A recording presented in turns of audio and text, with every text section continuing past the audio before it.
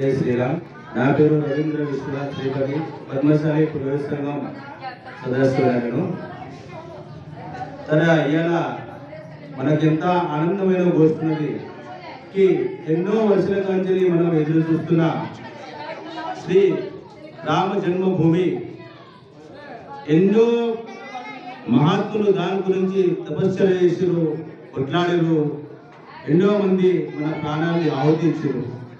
ఇప్పుడు అది మనకు తపరూపంగా ఫలరూపంగా మనకు మన ఎదురు వచ్చింది.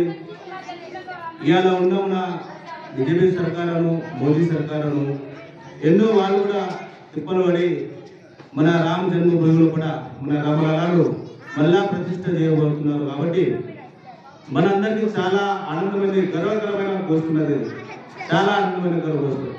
హిందూ ధర్మంలో కూడా రామనామంలో ఎంత మహత్వం ఉన్నది అది మనందరికీ ఎక్కడే ఉన్నది.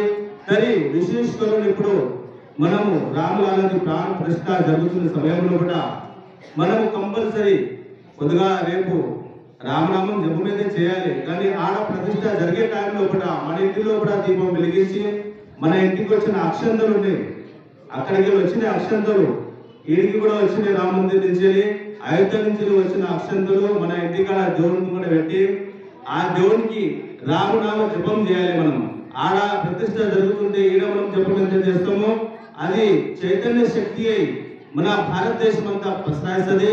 ఎందుకంటే ఆధ్యాత్మిక శక్తి ఎట్లా ఉన్నది, మంత్రంలో కూడా ఉన్న చాలా విశిష్టమైన శక్తి ఏమంటే వాయు లోపల ఎట్లా వాయు ప్రదూషణలో కూడా ఎట్లా ప్రదూషణ ఉంటుందో, మనం హవనం చేస్తే అంత ప్రదూషణ పోతుందో ఆ విధంగా మంత్రశక్తి కూడా చాలా ప్రభావం ఉన్నది.